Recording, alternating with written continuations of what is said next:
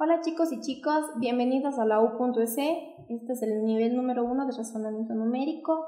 Les pido por favor que antes de ver este video, si fuese posible, realicen la evaluación, que es un diagnóstico el cual nos va a ayudar a enseñarles de mejor manera a ustedes, de una manera personalizada, ya que iban a poder ustedes y nosotros evaluar sus conocimientos. El día de hoy, en razonamiento numérico, vamos a empezar con sistemas numéricos, o también llamados sistemas de numeración. Esta es la clase. Bien, se llama un sistema numérico, ¿sí? Porque es un conjunto que está formado por objetos bajo reglas.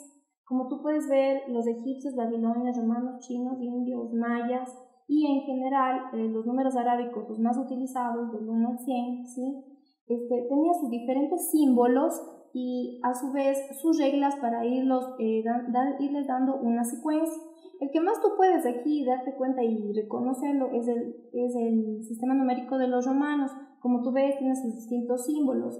Un ejemplo, la X representa al número 10 en los números arábicos. Ahora, cuando tú des tu examen de LENES para ingresar a la universidad, en los ejercicios los que más vas a utilizar en sistemas numéricos están el decimal, el binario, el octal y el hexadecimal. Y aún más, en esta clase le vamos a dar énfasis al decimal y al binario.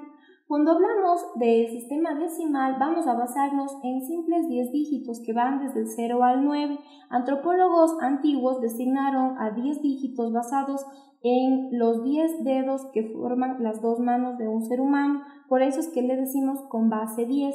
Por ejemplo, si tú tienes el número 347, ¿sí? Y lo voy a descomponer en sus factores. Tengo el 300, el 40 y el 7. Se dice que está en base 10 porque, por ejemplo, al 3 lo multiplicas por 10 al cuadrado, porque 10 al cuadrado es 10 por 10 es 100, por 3 es 300. Al 40 multiplicas el 4 por 10 elevado al 1, porque 10 a la 1 es 10 por 4, 40. Y al 7 lo multiplicas por 10 a la 0, porque todo número elevado a la 0 te da la unidad, es decir, 1 por 7 es 7. Y descompuesto en sus factores mínimos da 347, por eso se denomina con base 10, es decir, con estos 9 dígitos tú vas a formar todos los valores en sistema decimal. Ahora, como tú ves acá, tenemos también el sistema binario. El sistema binario es muy utilizado actualmente en la informática, es representado simplemente con los dígitos 0 y 1. Si tú ves aquí, por ejemplo, en decimal es 0, en binario es 0, por ejemplo, en decimal es 7, en binario es 111. Entonces, para eso vamos a hacer un ejemplo con el cual tú te vas a dar cuenta cómo es el pasar, ¿sí? Cómo es el pasar desde un número decimal a un número binario. Por ejemplo, yo voy a tomar el número 27, como es binario de 2, es en base 2. El procedimiento es el que yo voy a ir dividiendo el número, ¿sí? Para el valor 2, es decir, tengo el dividendo, que es el valor en decimal, el divisor, que es la base 2 en base a binario, y voy a dividir hasta que el cociente, es decir, esta parte de aquí, termine en 1. Correcto, empecemos. 27 para 2, 1 por 2 es 2, de 2 es 0, bajo el 7, 7 para 2, aún puedo dividirlo, sería 3, 3 por 2 es 6, de 7 es 1. Aquí obtuve el primer residuo que luego va a ser importante. 1 para 2 ya no se puede dividir porque empezaríamos con una multiplicación de decimales. Pues bien, continúo con el cociente que tengo. 13 para 2 es a 6, 6 por 2 es 12 y 13 es 1. Tengo aquí el siguiente cociente que luego va a ser muy útil para formar el binario. 6 para 2 es a 3, 3 por 2 es 6, de 6 es 0. Continúo, 3 para 2 es a 1, 1 por 2 es 2, de 3 es 1. Entonces, como te dije al inicio, el momento que el cociente termine en 1, ahí para de llevarse a cabo la división y empiezo a conformar, ¿sí? Lo que se refiere al número binario. Digo, 27 es en decimal. En número binario, para yo conformar el número binario siempre empiezo desde el último cociente. Es decir, empiezo con 1 y de ahí tomo todos los residuos, todos los que están en círculo, ¿sí? Va el 1, va el 0, el 1 y el 1. Y para terminar la representación de un número binario, entre paréntesis colocas al lado del número binario el valor de 2, que significa que está en base 2. ¿Sí? Entonces tenemos el decimal, el binario, el octal y el hexadecimal no son realmente sistemas que son tan utilizados, ¿sí? Actualmente, sí, a pesar de eso, son muy utilizados en informática, pero no para dar el examen ENES, así que no le vamos a dar mucha prioridad. Lo único que te quiero indicar es que el octal, por ser octal, simplemente va a ir representado por 8 dígitos, ¿sí? Y a su vez va en base 8. Estos 8 dígitos van del 0 al 7, ¿sí? Del 0 al 7. Y el hexadecimal, en cambio, también, como tú puedes observar, octal 8, binario 2, asimismo el hexadecimal ya está en base 16, pero sus dígitos, la única diferencia es que toma los 10 dígitos del decimal, es decir, desde el 0 hasta el 9, pero además añade a las primeras 6 letras del abecedario, A, B, C, D, etcétera, ¿no es cierto? E y F. ¿Sí? ¿Por qué? Porque son los 10 dígitos más las 6 primeras letras que suman los 16 dígitos que representan el sistema hexadecimal, ¿de acuerdo? Siempre, por favor, no te vas a olvidar que, por ejemplo, la A es del 10, la B es del 11 y así sucesivamente. Como te indico, no se da tanta prioridad en el examen ENES. Muy bien, ahora, algo muy importante y es una pregunta muy frecuente es sobre las sucesiones, analogía y distribución. Todos estos 3 temas van relacionados o tomados de la mano. Por ejemplo, si tú ves una sucesión, aquí tenemos varios ejemplos. Tenemos el primer conjunto que está formado por los elementos 1, 2, 3 y 4. Es una sucesión porque es un conjunto de objetos, en este caso números, que tienen una secuencia o un orden. Una sucesión puede ser de posición o no de posición, es decir, de posición quiere decir que sigue una secuencia, y no de posición, como el ejemplo que tenemos acá abajo, que es Alfredo, a pesar de que son letras del abecedario, no tienen un orden, como en el caso de 1, 2, 3, 4. Ahora, cuando hablamos de una analogía, ¿sí? Cuando yo digo tengo 1, 2, 3, 4, analogía es la forma o la ley de formación que yo seguí para poder realizar esta sucesión. Por ejemplo, de 1 a 2 hay 1, de 2 a 3, ¿sí? De 2 a 3 también hay 1, de 3 a 4 también hay 1. Es decir, que la analogía que yo seguí es que voy a ir sumando un valor denominado 1 al anterior para ir generando el siguiente término de la sucesión.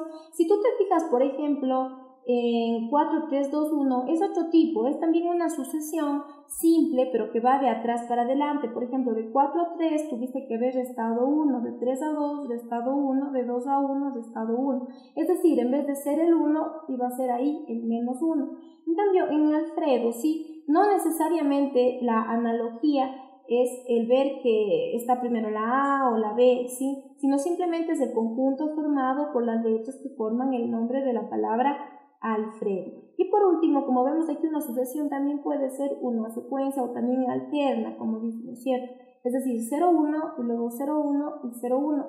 Aquí mismo en la U.S tú vas a observar, en razonamiento abstracto, que vas a tener casos, por ejemplo, aquí 2 puntos, aquí una línea, ¿sí? Aquí 2 puntos. Entonces, por lógica, tú vas a saber que el siguiente de la sucesión va a ser el mismo de acá, ¿no es cierto? Entonces, en todos los temas que vayas a hacer en ENES, te va a servir mucho el asunto de las sucesiones. Y cuando hablamos finalmente de la distribución, no es más que la ubicación que tiene cada uno de los elementos que forman la sucesión. Por ejemplo, este tiene como distribución la posición 1, la posición 2, la posición 3, la posición 4.